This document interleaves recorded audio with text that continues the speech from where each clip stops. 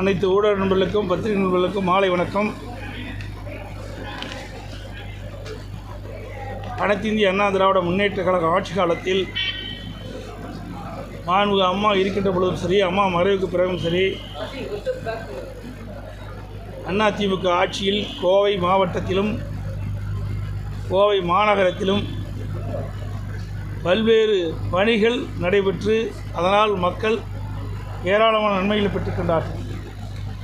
குறிப்பாக சில திட்டங்களை இந்த நேரத்திலே தெரிவிக்க விரும்புகின்றேன். ஸ்மார்ட் சிட்டி திட்டம் 1500 கோடி ரூபாயில் அதிமுக அரசு இருக்கின்ற கொண்டு வரப்பட்டு இன்றைக்கு கோவை மாநகராட்சியில் பல்வேறு பணிகள் நிறைவேற்றப்பட்டு மக்கள் பயன்பாட்டுக்கு வந்துள்ளது. காந்திபுரம் மேம்பாலம் 194 கோடியில் அதிமுக ஆட்சியில் கொண்டு வரப்பட்டது. ராமநாதபுரம் மேம்பாலம் திருச்சி சாலை 253 கோடி ரூபாயில் கொண்டு வரப்பட்டது. ஆத்துப்பாலம் உக்கடம் மேம்பாலம் 4 நாளுக்கு முந்தி முதலமைச்சர் ஸ்டாலின் திறந்திருக்கிறார்.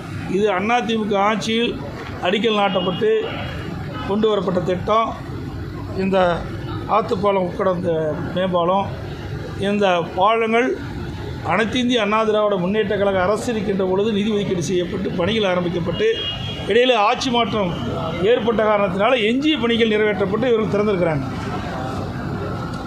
அவனாசி ரோடு மேம்பாலம், இந்த பெரிய மேம்பாலம் 1621 கோடியில் கொண்டு வந்துருக்கிறோம். இன்னும் அந்த பணி நிறைவேறல. ஆட்சி மாற்றம் ஏற்பட்டு விடியா திமுக அரசு பொறுப்பேற்று 3 ஆண்டு காலம் ஆகிறது. இந்த 3 ஆண்டு காலத்தில் இந்த பணி ஆமை வேகத்தில் நடந்துட்டுருக்குது. எல்லா பத்திரிகையாளருக்கும் தெரியும். நீங்களாம் இந்த ஊர் இங்கே இருக்கிறவங்க. ஆக வேகமாக நடைபெற்றிருந்தால் இந்த ஓராண்டுக்கு முன்பாகவே இதை நிறைவேற்றப்பட்டு மக்களுடைய பயன்பாட்டு கொண்டு வந்திருக்கலாம். அதுவும் இந்த அரசு வேண்டுமென்றே திட்டமிட்டு அதிமுக ஆட்சியில் கொண்டு வரப்பட்ட மிகப்பெரிய பாலம். அந்த பாலத்தையும் இன்றைக்கி கிடப்பில் இருக்கிறாங்க. பெரிய நாய்க்குமலை மேம்பாலம் 70 கோடியில், கவண்டமலை மேம்பாலம் 66 கோடியில், ஈஞ்சனாரி ரயில்வே மேம்பாலம் 19 கோடி. அது இல்லாமல் கிணத்துக்கடவு, ஒத்தக்கால் மண்டபம்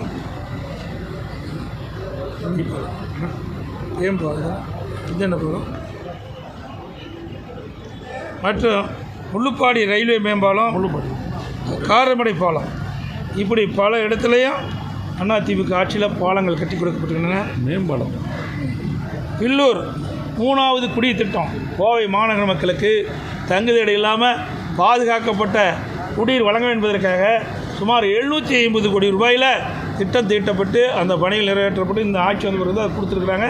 இந்த திட்டத்தையும் அதிமுக ஆட்சியில் தான் கொண்டு வரப்பட்டது. அரசு மருத்துவமனை கூடுதல் கட்டிடம் 290 கோடியில் அதிமுக ஆட்சிக்கு கொண்டு வந்தோம். அத்திக்கடவு அவனாசி திட்டம் நேற்று தினம் ஒரு ஸ்டாலின் திறந்திருக்காரு. வேடிக்கையாக இருக்குது. 60 ஆண்டு காலமாக இருக்கின்ற விவசாயிகள் போராடிட்டு வந்தாங்க. அம்மாவில் முதலமைச்சர் இருந்த காலகட்டத்தில் அத்திக்கடவு அவனாசி திட்டத்தை நிறைவேற்றப்படும் என்று குறிப்பிட்டார்கள்.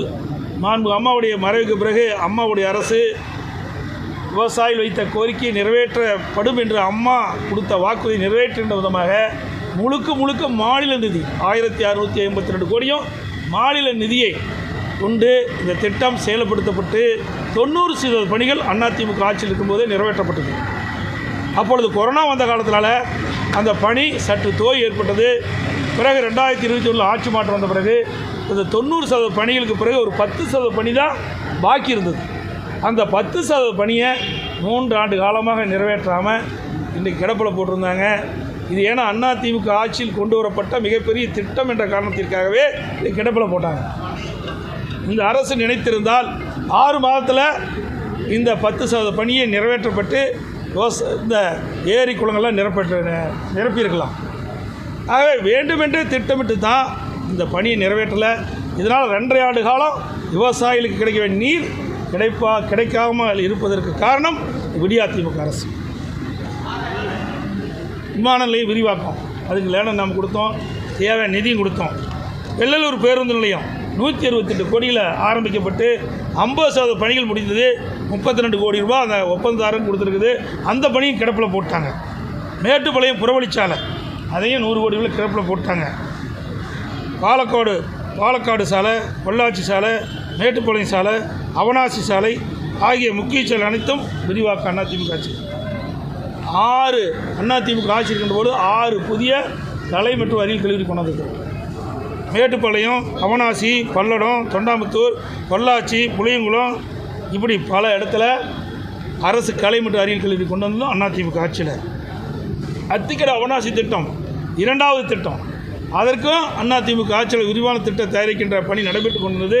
இந்த ஆட்சியில் அது கைவிடப்பட்டு விட்டது. அதுபோல் காவல் கண்காணிப்பாளர் அலுவலகம் 6 கோடியில், மாவட்ட ஆட்சியாளர்களும் 19 கோடியில் செயல்பட்டது. அதோட இந்த கோவை மாநகர மக்கள் இன்றைக்கு தங்குதடை இல்லாமல் பயணம் செய்வதற்கு மெட்ரோ ரயில் திட்டம், அதையும் அதிமுக ஆட்சியில் தான் திட்டமிடப்பட்டு விரிவான திட்ட அறிக்கை தயாரிக்கப்பட்டது. அதுவும் ஆம வேகத்தில் தான் இந்த ஆட்சியில் நடைபெற்றுக் கொண்டிருக்கிறது. அதேபோல் மேற்கு புறவெளிச்சாலை அதிமுக ஆட்சியில் நிலமெல்லாம் எடுக்க பணி முடிஞ்சுது. அது ஒரு பகுதி தான் இப்போ ஒப்பந்தம் விட்டுருக்குறாங்க, மற்ற பகுதியில் கிடப்பில் கிடக்குது. ஆக இப்படி ஏராளமான திட்டங்களை கோவை மாவட்டத்திற்கு வழங்கியிருக்கிறோம், கோவை மாநகராட்சிக்கு வழங்கியிருக்கிறோம். ஆனால் விடியா திமுக அரசு பொறுப்பேற்ற பிறகு ஒரு திட்டம் கூட இந்த கோவை மாநகராட்சி கொண்டு வரல, கோவை மாவட்டத்துக்கு கொண்டு வரல. சொல்லுங்கள். தற்போது இந்த கலைஞர் 100 ரூபாய் நாணயம் ராஜ்நாத் சிங்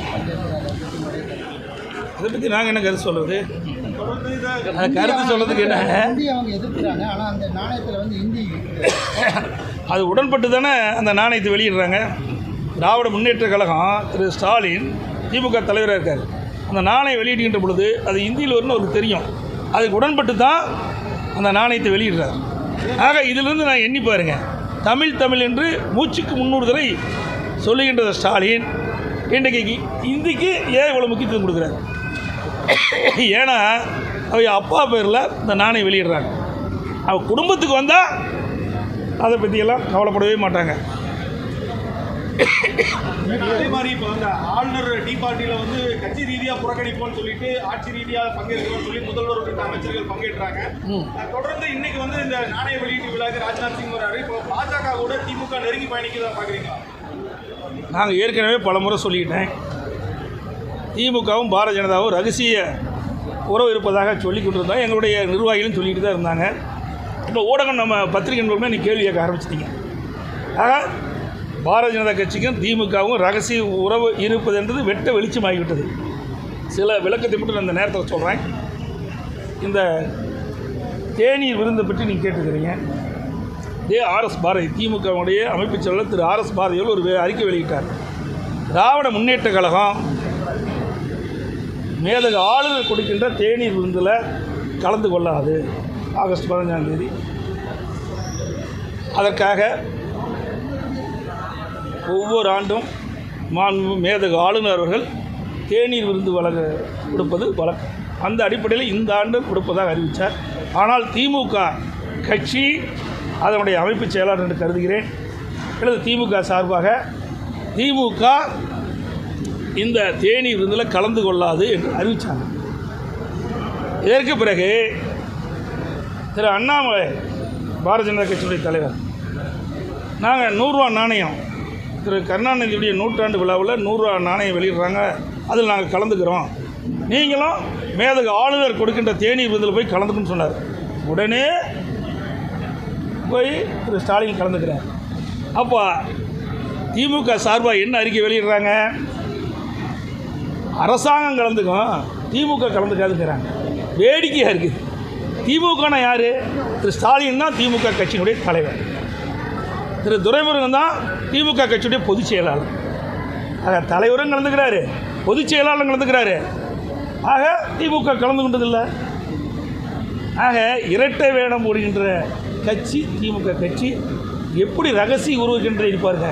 திரு அண்ணாமலை சொல்கிறாரு, அவர் 100 ரூபா நாணயம் திரு கருணாநிதியுடைய 100ஆண்டு விழா 100 ரூபா நாணயம் வெளியிட்ட பொழுது நான் கலந்துக்கிறேன், அதில் நீங்கள் போய் இதில் கலந்துக்க அப்படின்னு சொல்லிக்கிட்ட பொழுது இதிலிருந்து வெளிப்படையாக தெரியுது. அவருடைய உறவை வெட்ட வெளிச்சமாக்கி. பிறகு திமுக கட்சி சேர்ந்த நாடாளுமன்ற தேர்ந்தெடுக்கப்பட்ட பிறகு டெல்லியில் ஒரு தேநீர் விருந்து கொடுக்குறாங்க. அதில் பாரதிய ஜனதா கட்சியினுடைய தேசிய தலைவர் மரியாதைக்குரிய நட்டா அவர் கலந்துக்கிறார். ஏன் திரு ராகுல் காந்தி அவருக்கு கணக்கு தெரியலையா? அதே போல் திரு கருணாநிதி அவருடைய சிலையை திறக்கிறாங்க சென்னையில். அப்போ யார் திறக்கிறா? முன்னாள் ஜனாதிபதி திரு வெங்கையா நாயுடு அவர்கள். அவர் யார், எப்போ இருந்தார்? அவர் பாரதிய ஜனதா கட்சியுடைய தலைவராக இருந்தார், பிறகு அமைச்சராகவும் இருந்தார். ஆக அந்த கட்சியை சார்ந்தவர் ஒருவரை வைத்து தான் திறந்தார். இதே எண்ணி பாருங்கள், அனைத்து இந்திய அண்ணா திராவிட முன்னேற்ற கழகம் ஆட்சி இருக்கின்ற பொழுது, பொன்மனச்செம்மல் புரட்சித் தலைவர் எம்ஜிஆருடைய நூற்றாண்டு வருகின்ற பொழுது அதை கொண்டாடுகின்ற விதமாக நாங்களும் 100 ரூபா நாணயம் வெளியிட்டோம். அப்போ நாங்களே வெளியிட்டோம். பாரதிய ஜனதா கூட்டணியில் இருக்கும்போது கூட நாங்கள் கூப்பிடல. ஆக இவர்கள் திரு கருணாநிதி அவர்களுடைய நூற்றாண்டு விழாவை கொண்டாட வேண்டும் என்பது அவருடைய விருப்பம். 100 ரூபா நாணயம் வெளியிடுவது அவருடைய விருப்பம். ஆனால் வெளியிடுவது யார் என்று தான் கேள்வி. ஆக ஏன் திரு ராகுல் காந்தி கூப்பிட்டு வந்து இதை வெளியிட்டுக்கலாம்ல? இதிலிருந்து திராவிட முன்னேற்ற கழகம் பாரதிய ஜனதாவும் ரகசிய உறவு இருப்பது வெட்ட வெளிச்சமாகிறது.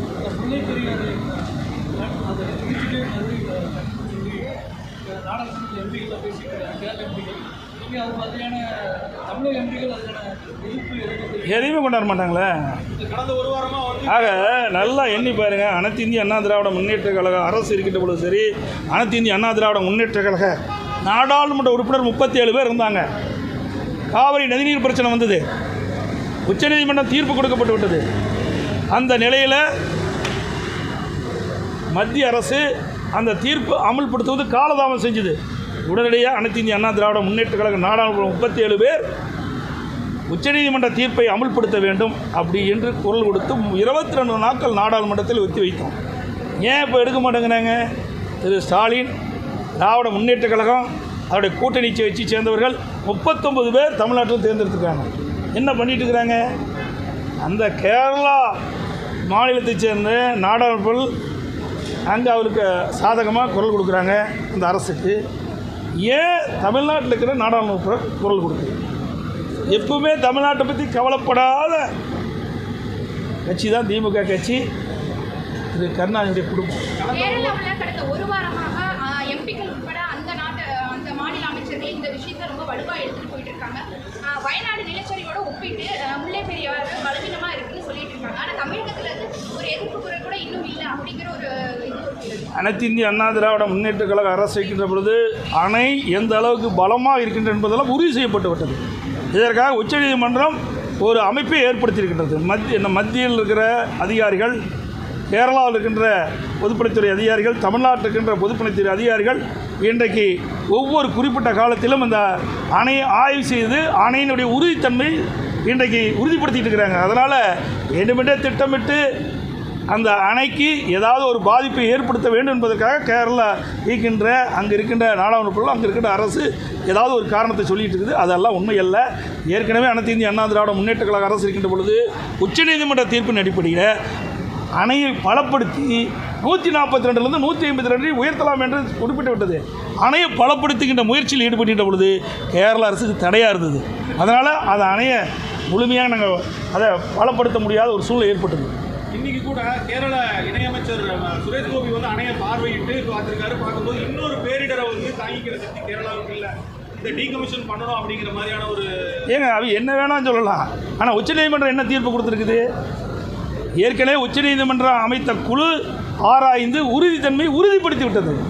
அதற்காக ஒரு குறிப்பிட்ட 3 மாதமோ 4 மாதத்துக்கு ஒரு தடவை நான் குறிப்பிட்டவாறு இன்றைக்கு மத்தியில் இருக்கின்ற அந்த மத்திய அரசு நியமிக்கப்பட்ட அதிகாரிகள், கேரள அரசில் இருக்கின்ற பொதுப்பணித்துறை அதிகாரிகள், தமிழ்நாட்டில் இருக்கின்ற அரசுடைய பொதுப்பணித்துறை அதிகாரிகள் எல்லாம் நேரடியாக அணைக்கு சென்று உறுதித்தன்மையை ஆய்வு செய்து கொண்டிருக்கின்றார்கள். அணையை பலுப்படுத்துவதற்கு உரிய நடவடிக்கை நம்ம எடுக்கப்பட்டு விட்டது. அதிமுக அரசு இருக்கின்ற பொழுது அதுக்கு உறுதித்தன்மையை உறுதிப்படுத்துவதற்கு உண்டான நடவடிக்கைகள் எடுக்கப்பட்டு அணை பலமாக உறுதியாக இருக்கின்றது. கேரள அரசியல் கட்சிகளுடைய நிலைப்பாட்டுக்கு அதிமுகவுடைய நிலைப்பாடு என்ன? நாங்கள் ஏற்கனவே தெளிவாக சொல்லிட்டோமே. வேண்டுமென்றே திட்டமிட்டு ஒரு தவறான இன்றைக்கி பிரச்சாரத்தை மேற்கொண்டிருக்காங்க. இது கண்டிக்கத்தக்கது. இரு மாநிலம் இன்றைக்கு சுமூகமான உறவு இருக்கின்ற இந்த காலகட்டத்தில் வேண்டுமென்றே திட்டமிட்டு கேரள அரசு, கேரளாவில் இருக்கின்ற அமைச்சர்களோ நாடாளுமன்றங்களோ இப்படிப்பட்ட கருத்தை சொல்லுவது வருந்தத்தக்கது. இது இன்றைக்கு 5 மாவட்ட மக்களுடைய ஜீவாதார பிரச்சனை, உயிர்நாடி பிரச்சனை. இந்த தென் மாவட்டத்தில் இருக்கிற 5 மாவட்ட மக்களுக்கும் இன்றைக்கு விவசாயத்திற்கு குடிப்பதற்கும் நீர் ஆதாரமாக இருப்பது முல்லை பெரியாறு அணையினுடைய நீர். இது அனைவருக்கும் தெரியும். சார், இந்த விஷயத்தில் திமுக மற்றும் திமுக கூட்டணியில் இருக்கக்கூடிய கட்சிகள்லாம் அமைதி காத்து இருக்கிறாங்க, அதை நீங்கள் எப்படி பார்க்குறீங்க? அவர் எதையுமே பேச மாட்டேங்கிறாங்களே. ஏதோ போராட்டம், அதாவது திமுக கூட்டணியில் அங்கம் வைக்கின்ற கட்சியெல்லாம் திமுகவோடு இணைஞ்சிருக்கு. அதுக்கு தனித்தன்மையே கிடையாது. மக்களுடைய பிரச்சனை இவ்வளோ இருக்கும்போது ஏதாவது குரல் கொடுக்குறாங்களா சொல்லுங்கள் பார்க்கலாம். அந்த முல்லை பெரியார் பிரச்சனையாக இருந்தாலும் சரி, போக்குவரத்து தொழிலாளருடைய பிரச்சனையாக இருந்தாலும் சரி, விலைவாசி விண்ணை முட்டுகின்ற அளவுக்கு உயர்ந்தாலும் அதை பற்றி கவலை இல்லை.